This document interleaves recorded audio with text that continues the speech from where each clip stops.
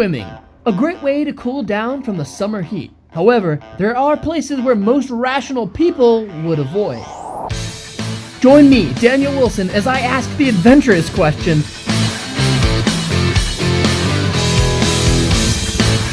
would you swim here?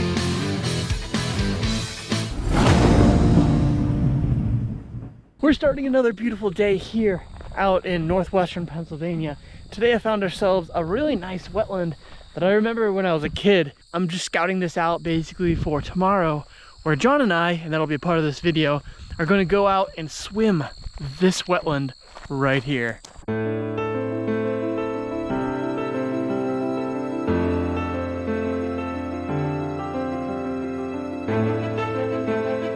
Basically, I'm gonna leave the Crocs behind and try and go barefoot.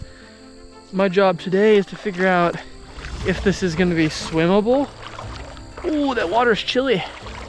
So I'm just kind of walking out to see, and I'm seeing tons of little fish underneath our lily pads here, which is a good sign, because obviously, ooh, there's a little viceroy butterfly.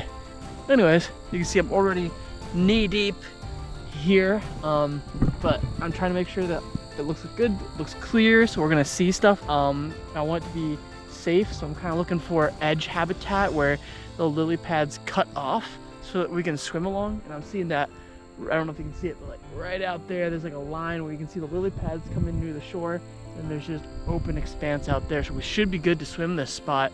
We do have to be very careful, and this is why I tell you guys never do this unless you have a professional or someone that really knows what they're doing. I know what I'm doing, I know the wildlife, I know this area very well, and I've been doing this for a very long time. So I'm safe, and conversely, my brother who's coming with me is gonna actually help me film some cool stuff. He'll be safe too, because he'll be with me, always stay in pairs with each other. Oh, that feels so good. Oh, I feel so good on my legs. Whew, it stinks. Ugh. So methane gases bubbling up, look, feel those?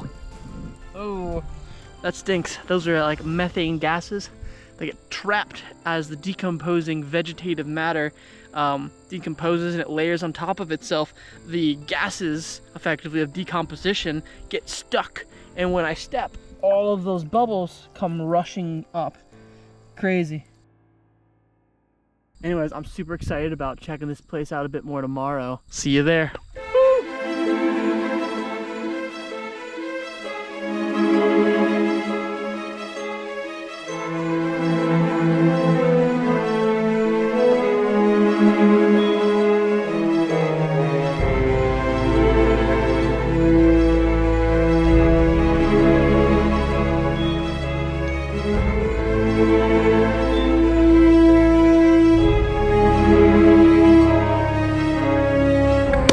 So today we're back, because yesterday I was looking at this place, and I brought Jonathon. He's my twin brother. Say hello. Hello. We are going to be going out and snorkeling this wetland. So my question to you guys is, would you swim here?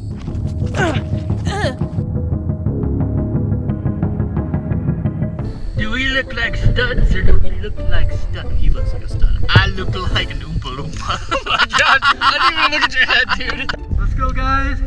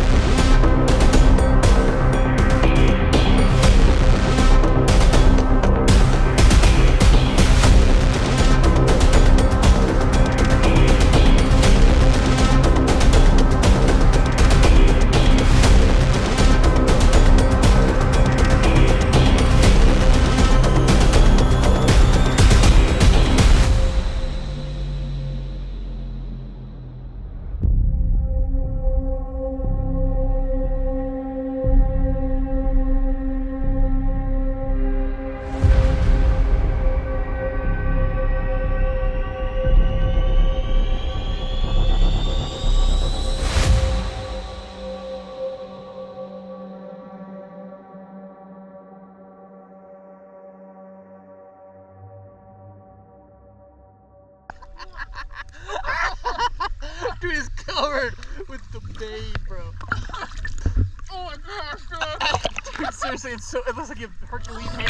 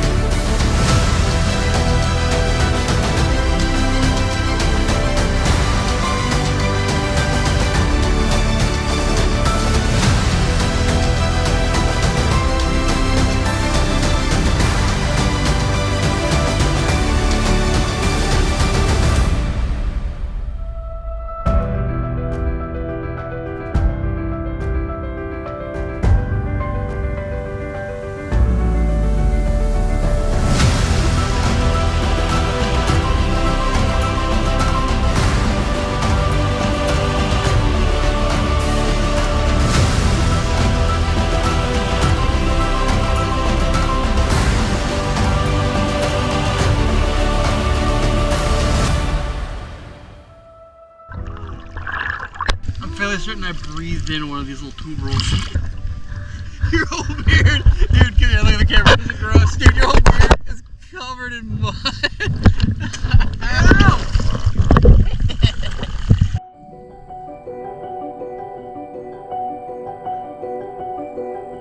All right, so the other place didn't work out. So we're gonna be swimming back here at Lake LaBeouf, which is a nice little kettle lake. So we see some stuff right there that we're gonna just jump out. That might even be a turtle. So we're gonna jump in real quick. Let's go get it.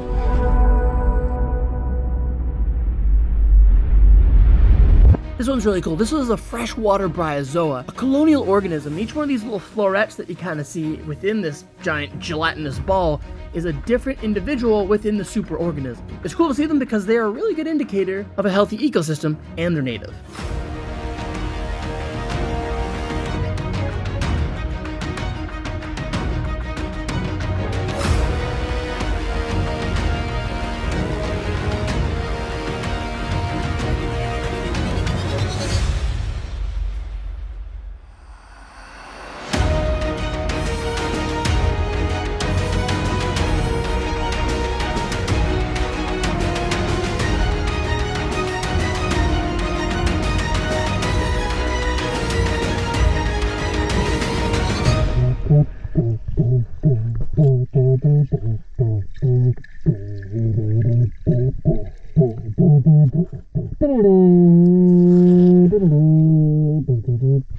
Now this one's interesting. Unlike the freshwater bryozoa, these are Chinese mud snails, and like the name suggests, they're non-native. They're from China. And even though they're kind of cool to see because they are literally huge, like some of them are as big as your fist, we found a ton of them. The second one here, we even saw eating some stuff, which was really cool. We still don't like to see a non-native or an invasive species because they can cause some detriment to the habitat that they're in. But the third one we saw right here is really cool because John found this one and he was showing the camera and didn't even realize just to his right is a bowfin. Do you see it? Look at this. I'll slow it down. Just barely. He was looking for a bowfin all day, didn't see one, and didn't realize that he accidentally filmed one literally inches away from where he picked up this massive snail. So funny.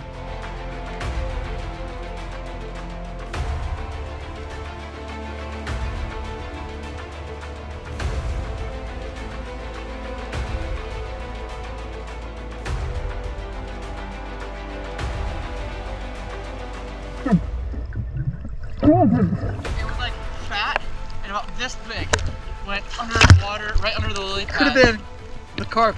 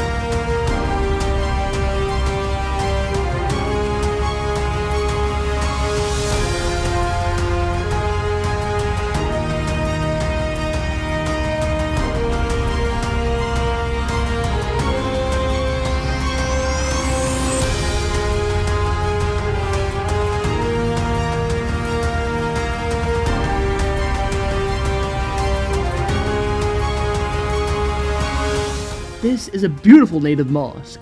They basically filter the surrounding water body and help keep the lake clean and healthy. Best part is they're native, so the water clarity is actually a natural clarity. And the front portion you're seeing right here is what's called the siphon, where it sucks in the various particles. And the back part here is its foot, which helps it to anchor and move on the lake bed. Too cool.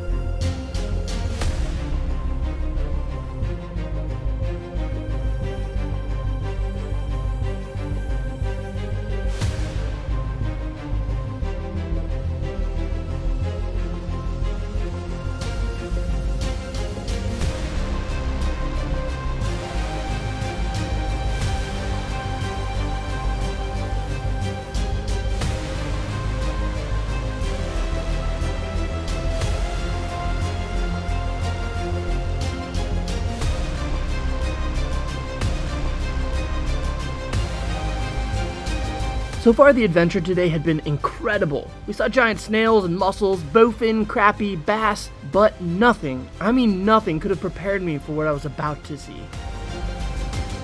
What I can only describe as a freshwater coral reef.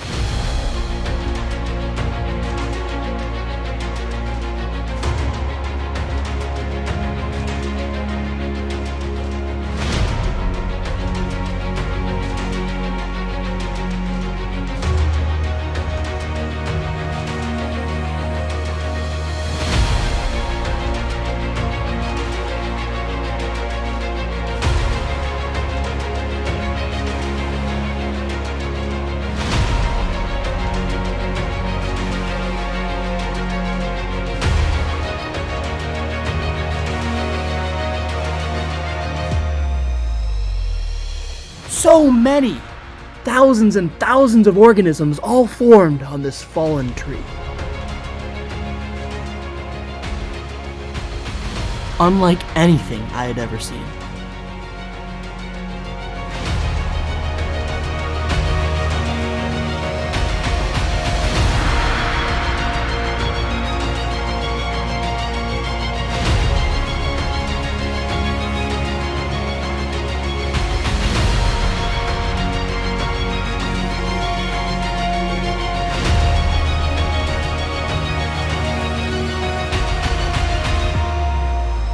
Freshwater bryozoas are colonial organisms that exist in healthy, freshwater, lentic water bodies. By filtering out algae and diatoms, they clean lakes like these, helping to not just improve water clarity, but water quality as well, themselves adding to the food chain by being eaten by fish, snakes, and important aquatic insects. And when they get this big, like coral reefs, they offer habitat and homes for a large variety of animals, from fish and crustaceans to insects, mussels, and turtles. They're an indicator of a healthy ecosystem, and as such are a great thing to see. But in quantities like these, they are an awesome indicator of a thriving environment and ecosystem. Just think, John and I are probably of 2 people in the world to see this freshwater reef. Otherwise, it would likely go unnoticed. That's why I do this. To see the unseen, exploring hidden worlds, experiencing the adventure along the way, and discovering the undiscovered. Bringing worlds that seem to many to be gross and nasty to a new light. One that shows a world below ours. A world unseen and underappreciated. A world where you would probably never swim. It's stunning. And I love giving places like these a moment to shine.